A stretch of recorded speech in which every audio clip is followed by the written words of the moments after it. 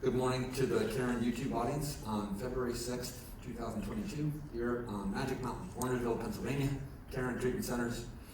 Another good morning to those of you who are here with me and those on live stream around the campus.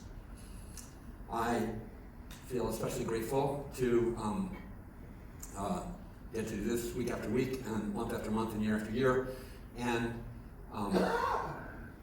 those of you who are regular attendees know I have a series of topics, and the topic today is an essential topic in the field of recovery. You get a sense that it's important, even if you're not in recovery, when you watch TV shows or whatever, or you become aware that in addiction recovery there's been a strong correlation with the recovery movement and what turns out to be an abbreviated form of an old prayer, the Serenity Prayer. So the Serenity Prayer, as it's commonly known, is not in its full form, but its opening line is, God grant me the serenity to accept the things I cannot change. And acceptance is the topic that I have for today. And another clue that it's important in addiction recovery is, for those who are really knowledgeable about the 12-step movement and its first expression, which is Alcoholics Anonymous, there's a story in Alcoholics Anonymous that's published with the founding material in the back of the big book that people often cite by page number, in which I think it's Dr. Alcoholic Addict says,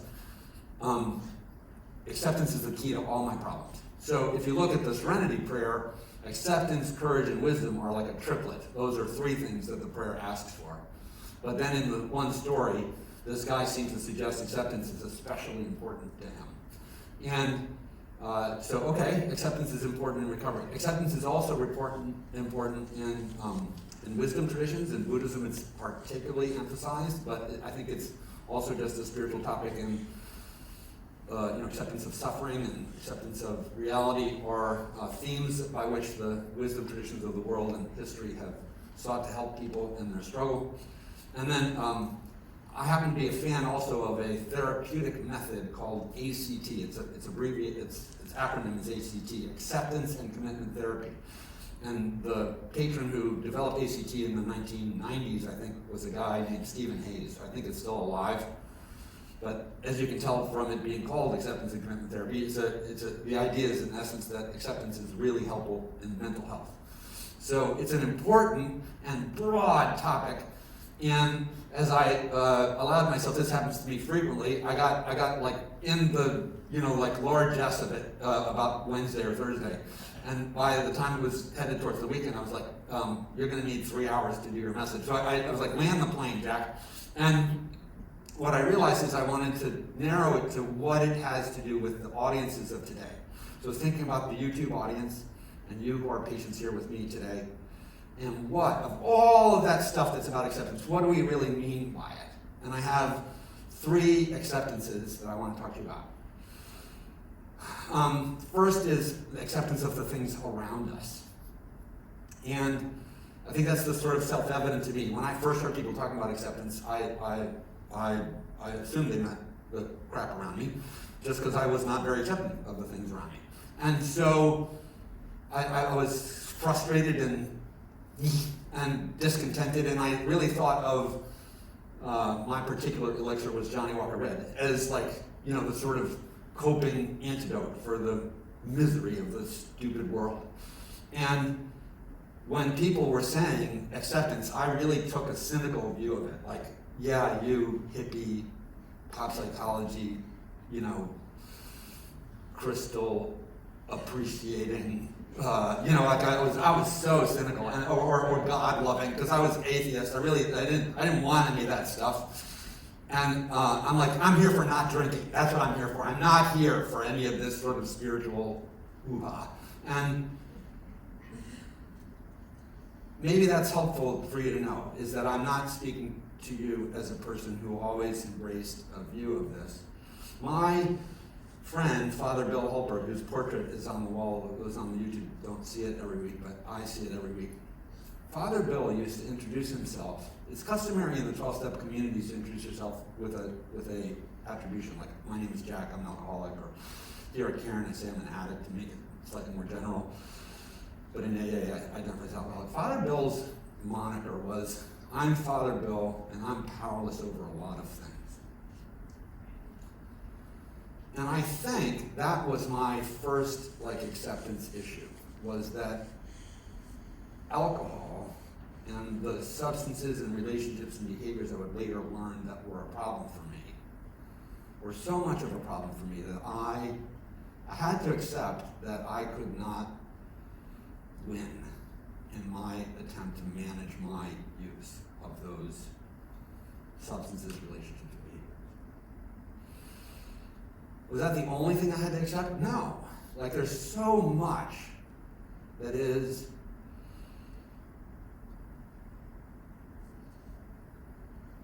not within our control. When Father Bill says I'm powerless over a lot of things, I can't influence politics, I can't influence the economy, I cannot influence global climate issues. I can't even get my relatives to, put their Hatfield and McCoy crap together. So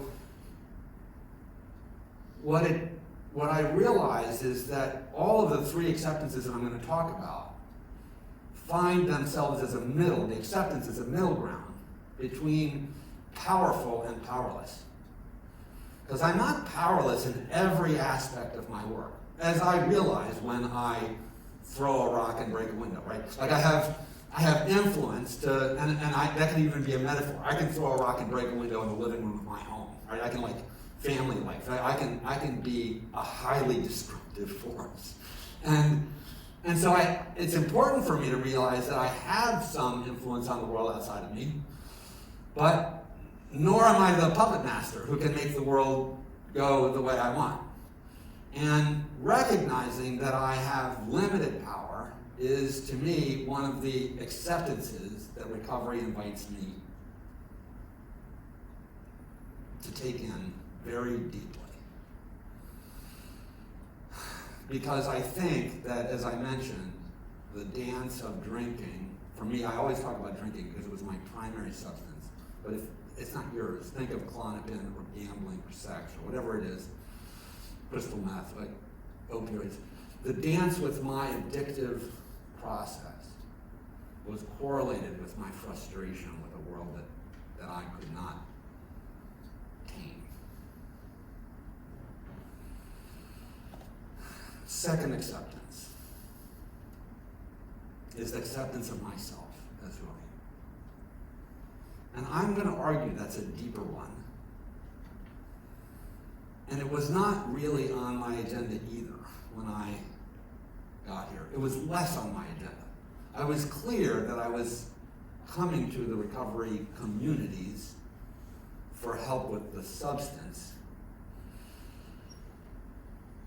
But when you turned the mirror on me and said that I should look at myself,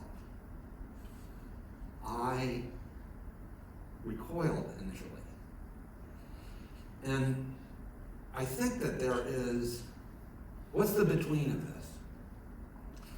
The between is, at the moment, I think there's a ton of people who encourage us to cheerlead for ourselves, to think of ourselves as powerful, almost beyond measure. I grew up at a time when the narrative we taught our children was, you can do anything. You can become anything. Why anybody ever said this to kids? You can be president of the United States. Like, God, who would want to? And that's a problem I think we have, is that nobody wants to. But these narratives of self-fulfillment and self-aggrandization and how amazing and awesome you can be are great, they're good. It's good to cheerlead for one another until what happens is we trip and fall on this attempt to climb a stairway we can't get to the top of. And then we're bruised and broken and we're all the way back at the bottom of the stairs and we're like Sisyphus trying to climb the mountain and we can't get up it. And there's a sort of futility and a sense of fatalism and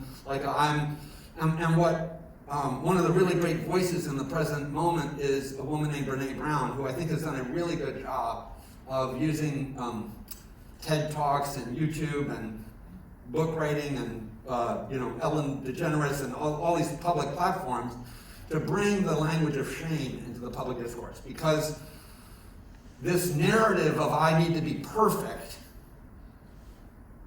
is really a dangerous one for us to tell ourselves or our children.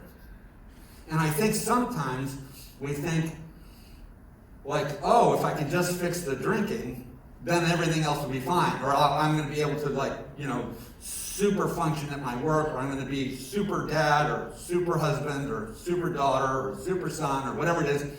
And the reality, the acceptance is I am neither perfectly whole nor entirely broken. I am an imperfect being. I do a lot of things skillfully, and I've managed to duck a bunch of bullets, and I can fix a nice meal, and like there are certain things I can do reasonably well, but I'm no Gordon Ramsay, and I'm not sure I want to be, and I'm not. The acceptance in the second instance is not that the world is largely outside of my control, but it's that I am a vulnerable and imperfect being.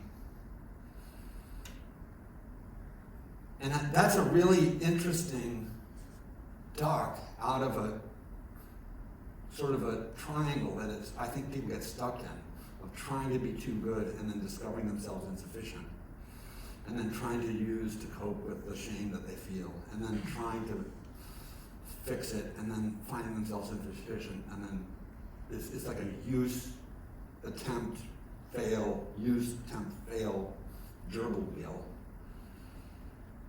And Brene Brown is right. Vulnerability and imperfection of myself is where I step out of the trap. But the third acceptance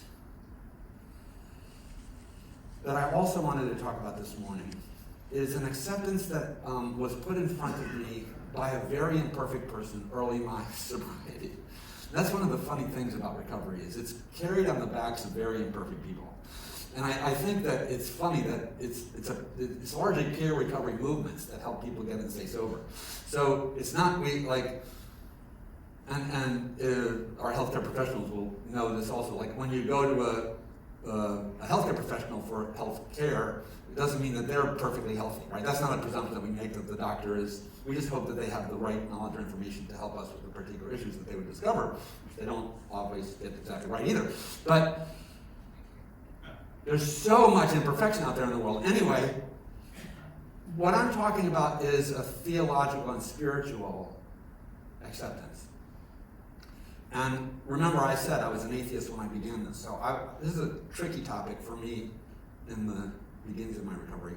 And even today, I recognize that I want to tiptoe a little cautiously, because I suspect there are people in the listening audience who have had, and maybe still with, the similar challenges I've had. I've actually had it my whole journey of recovery. I sometimes struggle with. I mean, I believe in God and I have faith in God, but on any given day, I can be like, really?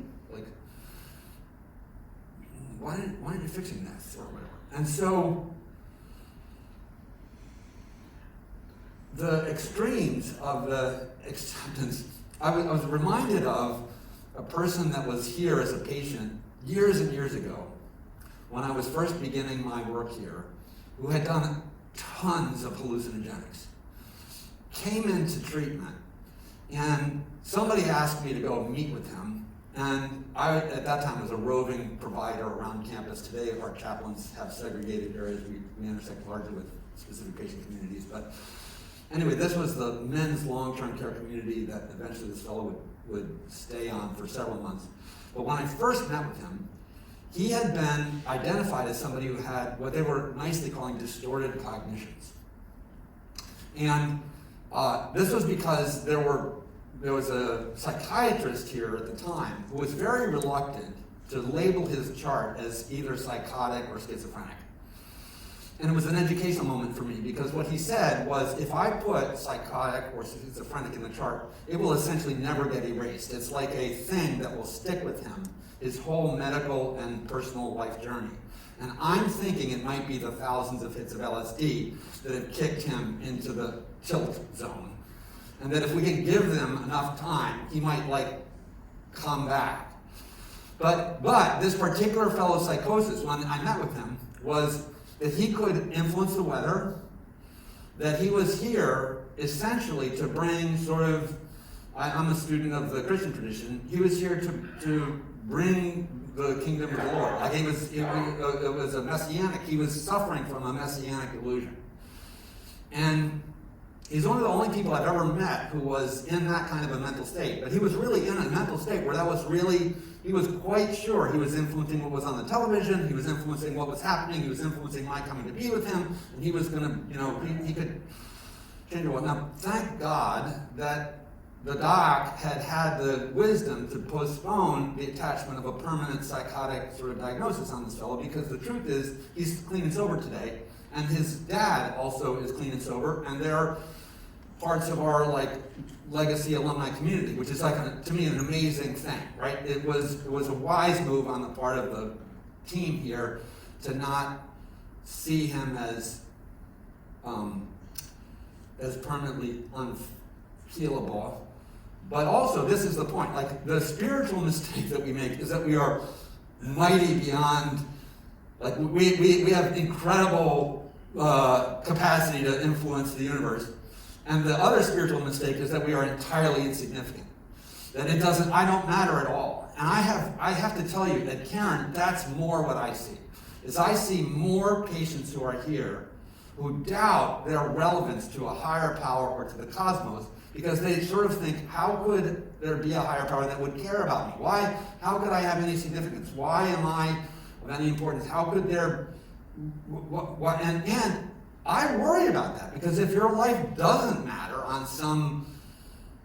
this kind of scale, then depression, suicidality, and just nihilistic drinking and drug abuse are why wouldn't you? Why wouldn't I just go get wasted?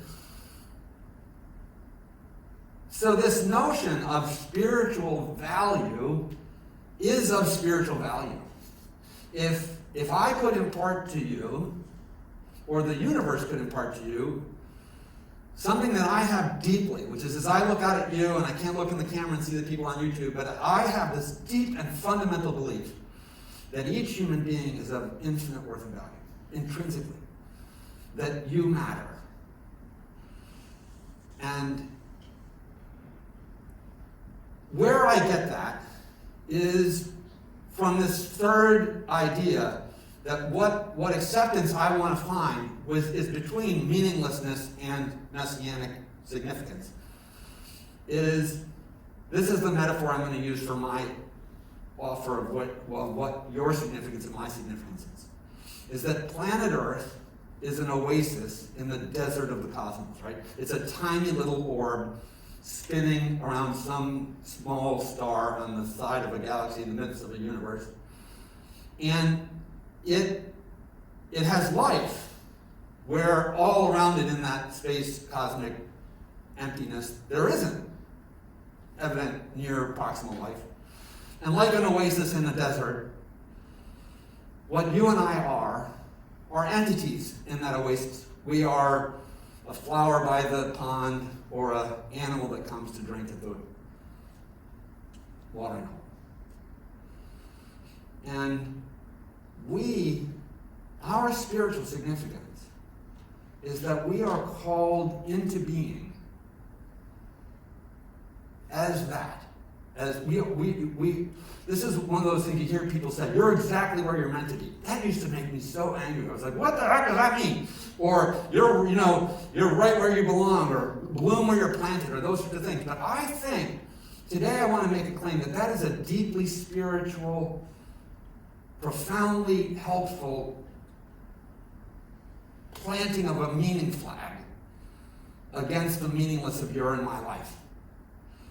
Is that you have been called into being by a universe that gave you, this entity that has eyes and ears and nose and mouth and perceives and acts and has influence, existence today and here and right now. And that's to a certain extent the scope of your influence. But you're not incapable of influence. If you disappear, it matters. Well, I promise you it will matter. This has been the year for me when people's taking of their lives has really, really messed me up. And it brings me to this topic in a different way. And what I want to say is that your life is worth being here. And it's worth fighting for. And that sobriety in its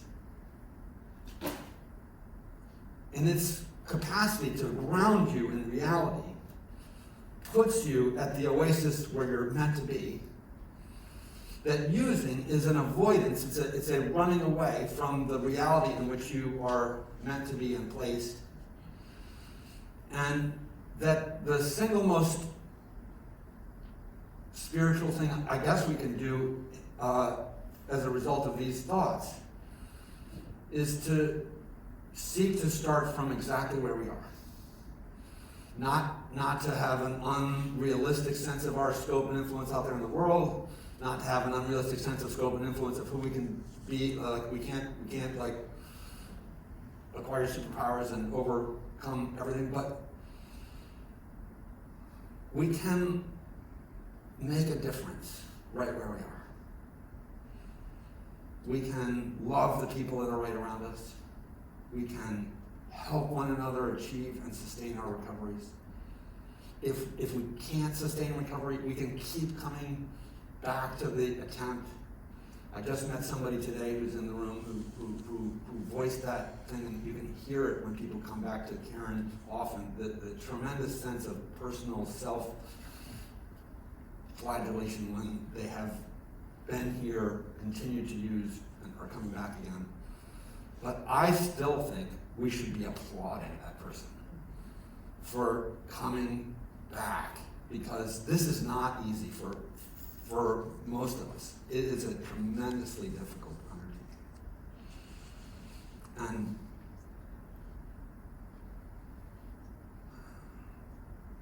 I wish I had the perfect punchline, but I just want to ask you,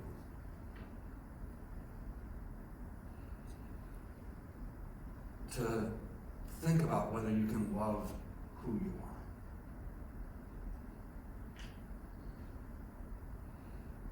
As you would a child of your own who was imperfect. And you would not beat them for not at the beginning being able to master their multiplication tables or whatever. And not see the world as against you. That's the punchline that I'm missing. In the literature of Alcoholics Anonymous, there's a set of promises that are associated with one of the steps. I think it's the 10th step, where it says we ceased fighting everyone and everything. And that's where acceptance would take us. Acceptance would take us to a non-adversarial place with ourselves, with the God of understanding, and with one another, and with the world. So I don't know if peace appeals to you, but gosh, it sure appeals to me. And a really powerful way to get there is to stop seeking to force things in myself to be something other than I am. Thanks very much. Have a good day.